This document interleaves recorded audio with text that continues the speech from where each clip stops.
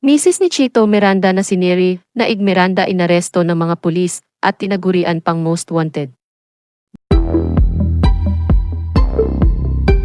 Gaano kaya katotoo ang pasabog na balita ni Showbiz Insider at showbiz-oriented game show host OG Diaz na inaresto raw ng mga otoridad ang tinaguriang wais na misis na si Neri, Naig Miranda?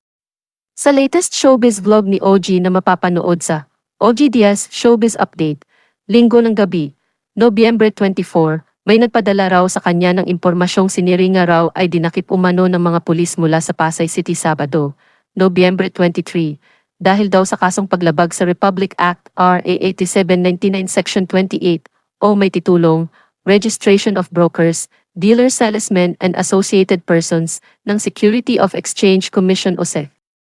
Ang nilalaman ng naturang batas ay nagsasaad na walang sinuman ang maaaring bumili, magbenta o kumilos bilang isang salesman o kasamang tao ng isang broker o dealer sa Pilipinas nang hindi nakarehistro sa komisyon. Lalong nagulat si OG Diaz nang sabihing most wanted ang dating aktres. Hindi pa raw malinaw ang eksaktong rason ng pagkakadakip umano kay Neri at kung sino raw ang may gawa nito laban sa kanya.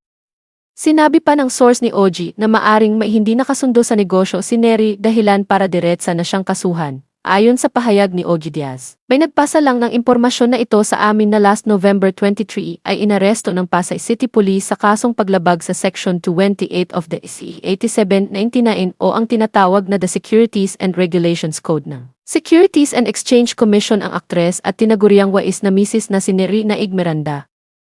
Na-shock din kami nung sabihing top most wanted person ang naturang aktres. Di pa malinaw kung anong eksakto ang dahilan at kung sino ang mga nagrereklamo. Kung totoo man ito ay mas magandang mapakinggan din ang panig ni Neri.